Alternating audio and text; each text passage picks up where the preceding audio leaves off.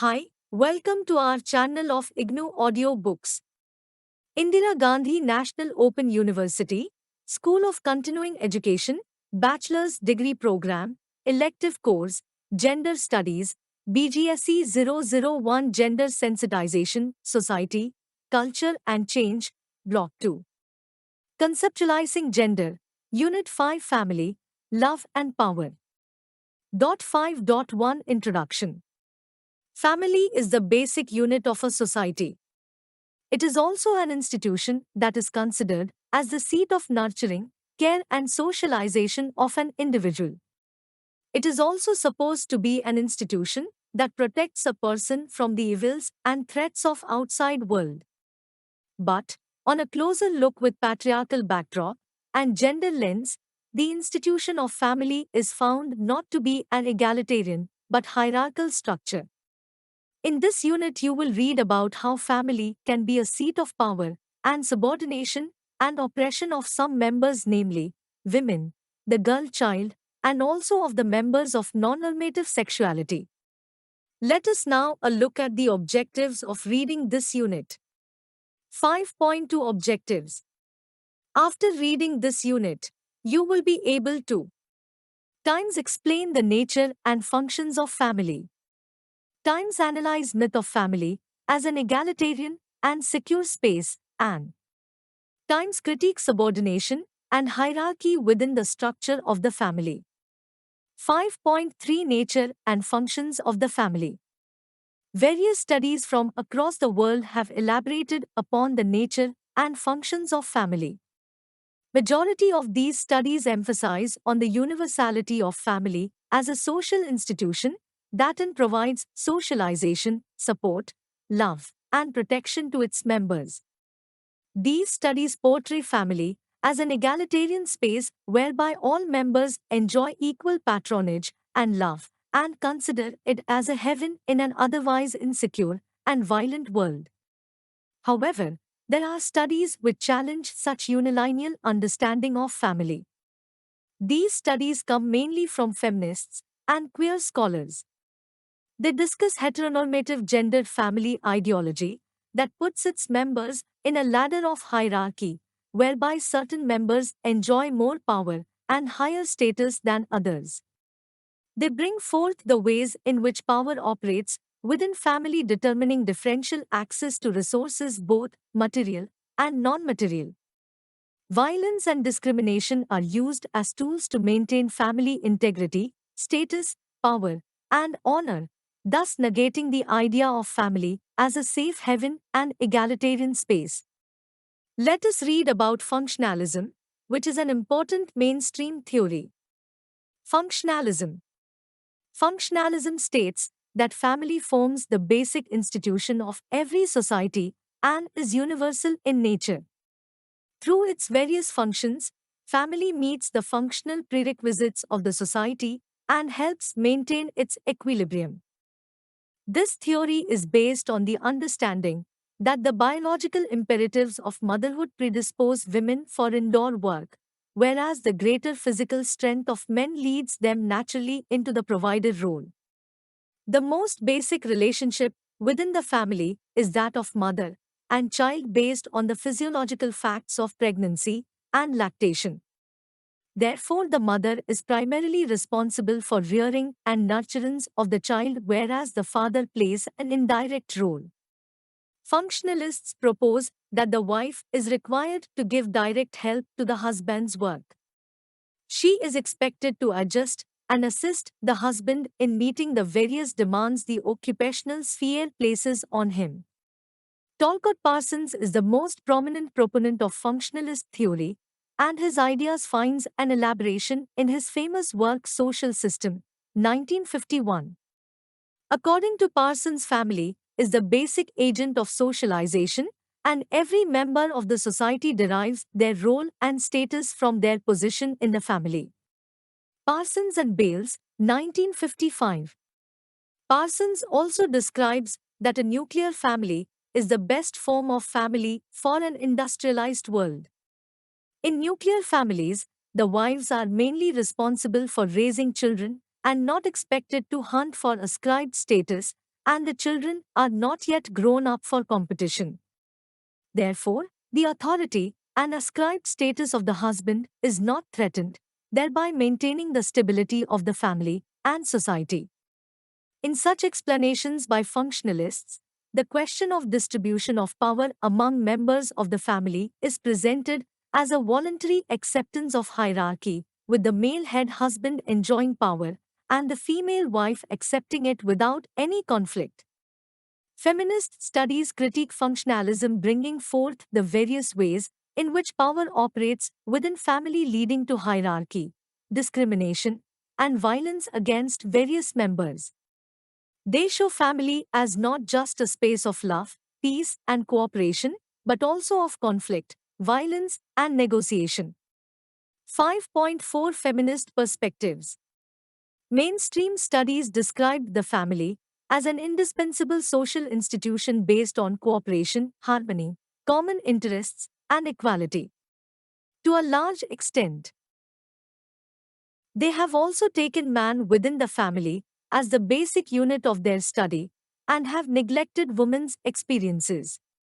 Feminism challenged this vision of the family and drew attention to examine the experiences of women in the domestic sphere. Let us read how different strengths of feminism critique the institution of family. Liberal feminism. Liberal feminism argues that women and men are different not due to their biology, but due to the process of sex role socialization. They recognize that through sex role socialization, women are taught to be primarily housewives and thus are prevented from realizing their full potential.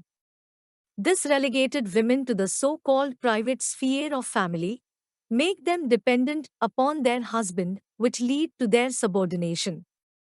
They demand equal opportunity for women in all spheres, as they believe that women are capable of achieving anything as much as men. They argued that this equality can be achieved by bringing women out of the domestic sphere through equal opportunity for jobs, which can be brought by legislation and social reforms. Betty Friedan and Oakley, Susan Okin-Moller are among the many liberal feminists who have studied the family and women's position within it. It can be said that though liberal feminists challenged the assigned gender roles for women, they did not wholly reject the institution of family and women's role as mother and wife within it. Socialist feminism. According to Marxist feminists, women's subordination is related to the ownership of property. As the working class does not own property, subordination of women does not exist among the proletariats. They also argue that family, along with exploitation of women, will be wiped out with the usurping of capitalism. Socialist feminists contest such ideas and point out ways in which even the working class male benefits from the family. They point at the ways in which the structure of the family in capitalism affects and appropriates women's labor and renders them unequal both within the family and in the labor market. Radical feminism. Radical feminists emphasize on sexual rather than economic exploitation. They link women's oppression to their sexual and reproductive role performed basically within the family. They call upon women to reject their biological reproductive role and take the help of technology to subvert male domination. Some of the important radical feminist analysis of family comes from Kate Millett, Shulamit Firestone, and others. Kate Millett, 1971, unites that the patriarchal family insists upon legitimacy of offspring. It pronounces that the status of both child and mother is chiefly dependent upon the social and economic status of the male.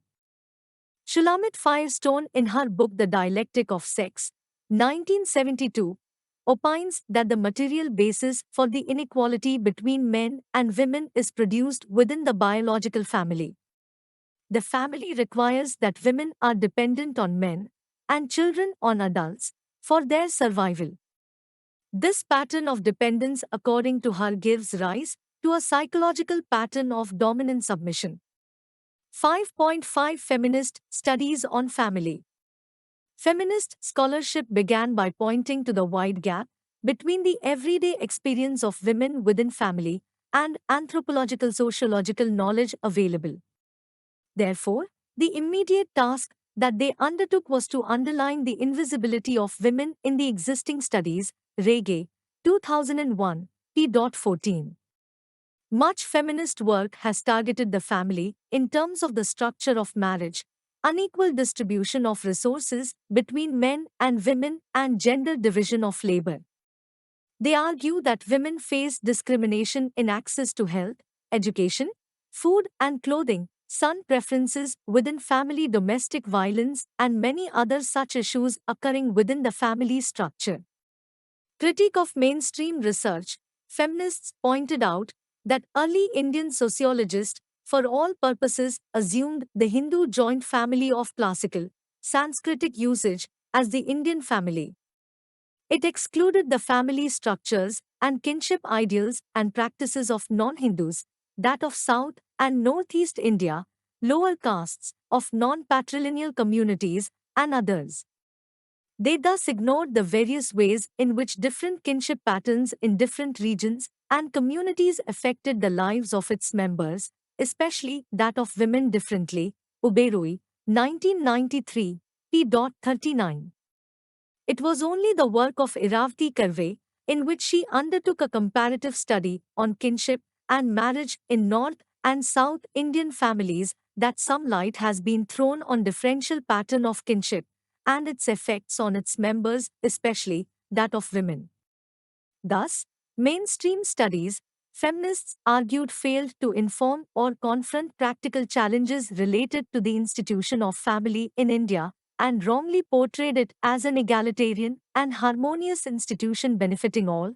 Uberoi, 2001. Queer critique of feminist family studies. Queer critique questioned Indian feminist negligence of the role sexuality played in determining family form and the unequal distribution of power within. They argued against feminist non-questioning of heteronormativity. According to queer critiques, feminists question gender roles, subordination of women, violence against women, unequal rights to property and decision-making, and others within family. Rinchin, 2005, writes, within the family, violence is seen as a serious concern but never as a threat to the validity, relevance, and existence of the institution itself. According to her, members of the family are burdened with the duty of replicating the structure. Families are also not open for any and everyone, as the gates for entry are birth and marriage. The use of force and violence for submission and compliance is not unknown. According to her, there is an urgent need to broaden the whole concept of family, rather than going back into it, by interrogating and dismantling marriage or by relegating it to one way of living rather than the only one. P. 720. 5.6 Domestic violence, undermining the notion of family as a safe haven. Some of the major forms of domestic violence in India are discussed below. You will read about a few more forms of domestic violence in the next unit on marriage. Sex selection and female infanticide, aborting girl children even before birth, is a pattern of violence largely perpetrated in Indian society.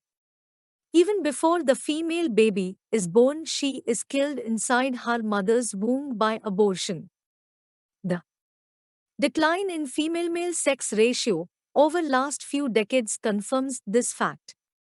With the spread of amniocentesis, a medical technique to discover birth defects, which involves sex determination of the fetus, female feticide has become a common form of violence against women. Female feticide and infanticide are often the manifestation of a dominant ideology which valorizes the male child. The desire for a male child is linked to the Hindu belief that the son facilitates the passage of his parents to the next world. This belief, along with the construction of son being the provider and daughter being an economic burden, is the cause for increasing female feticide and infanticide. Unequal access to facilities and resources, The dominant ideology assumes that girls are inferior, physically and mentally weak, and above all sexually vulnerable. Based on this, discriminations and restrictions are imposed upon the girl child. Distribution of basic resources within the family is regulated along the factors of gender and age. These basic resources include nutrition, health care, education, other material assets, as well as parental attention and care. Evidence indicates that girls and women are usually far less privileged than boys in access to material resources. The male child gets the larger share in food and girl child gets only leftover. Forms of discrimination in access to food exist even in upper castes, middle class homes, indicating that factors other than scarcity are crucial. Child abuse. Children are victims of substantial abuse of a physical, psychological, and emotional nature. This includes sexual aggression, beatings, as well as extracting hours of labor from children who should be in school or at play. Karlekar, 1998, 1744. Given her burden of the household duties, it is the girl who is abused more. She experiences only daughterhood and is deprived of a carefree childhood, which is generally reserved for boys. Kosambi, 1998. Child sexual abuse is one of the most rampant forms of child abuse, which is rarely talked about. Families rarely talk about such sexual abuse. When the rapist is a father, brother, uncle, or cousin, the chances of reporting is even lower. Though the girl child is more vulnerable to sexual abuse, especially in Indian context, one cannot deny the prevalence of male child sexual abuse. If there is a silence around the sexual violation of the girl child in the family, this is equally true of cases of sodomy and abuse of the male child. Karlekar, 1998, 1745. Sexual harassment. Sexual harassment also occurs in the domestic sphere. Unwelcome sexual advances, requests for sexual favors, and other verbal or physical conduct of a sexual nature constitutes sexual harassment. Sexual harassment forms one of the basic tools of men to keep women in their patriarchally defined space. It can be in the form of comments on the physical appearance of the female and abuse with sexual overtones, fingering, jostling against women, manhandling, ogling, etc. It creates an atmosphere of fear and hurts the dignity of the woman concerned. Sexual assault or rape. Rape is broadly defined as non-consensual sexual act through the use of physical force, threats, or intimidation, including the rape of a woman by her husband, which is marital rape. Rape may also occur between people who know each other and between people who have previously had consensual sexual relations. Unlike common belief that rape is committed in dark streets by ugly and fearful-looking strangers, most of the rapes happen within the four walls of the home by family members, acquaintances, neighbors, cousins, and other close relatives. Violence against aged persons and widows. A situation of dependency on the younger generation results in neglect and, in some cases, ill-treatment and different forms of violence against older people, in particular women. Widows and aged persons are usually economically dependent upon their relatives. Therefore, they are more vulnerable to violence by their family members, who include in-laws, sons, daughters-in-law, and other relatives. Widowhood exposes a woman to new forms and networks of exploitation and violence. In patriarchal society, widows are considered a curse and an evil omen, and their movement is restricted in various ways. Sexual vulnerability of the widow is widely prevalent. They are prone to sexual abuse within the marital family and are sometimes forced into prostitution by their in-laws. Karlekar, 1998. Violence and discrimination against LGBTQ members. As discussed earlier, the idea of family is based on heteronormativity, and therefore any deviation from such norms leads to discrimination and violence. Traditionally, children born as transsexuals called as hijras are abandoned by the family or killed in the form of infanticide. Homosexuality is unaccepted and violence, including life-threatening consequences, is used as a tool to bring confirmation. Rape is used to cure daughters of homosexuality and make lesbians conform to heterosexuality. Homosexual men and women are forced into heterosexual marriages and threatened of dire consequences if they do not conform. The above forms of violence reflects a part of the various ways in which different members of the family live a life of hierarchy and unequal power and status within family. These violences show that family is not always a space of safe haven and eternal love but actively hierarchizes, discriminates, and violates its own members in different capacities. 5.7 Summing UP. The unit discusses the nature and functions of family, especially taking the help of functionalist studies of family. It describes how largely family is accepted as the basic unit of all societies and is functional to the maintenance and progress of society. Feminists rejected such understanding on family, and their efforts in bringing out the discrimination present within family is taken up. Indian feminist and queer studies on family and their attempt to unfold the important role family and familial ideology played in subordination of women is discussed. 5.8 Keywords. Access and control of resources. Resources are important to ensure livelihoods of individuals. Women have been denied access to education, health services, credit, land, and technologies historically due to gendered divisions of labor, patriarchy, economic inequalities, and socialization. 5.11 Unit N Questions. 1. What is functionalist explanation of family? 2. Explain gender socialization in India and how it affects women's lives within family. 3. Explain Dalit feminist critique of family ideology and its relation to caste in India. 4.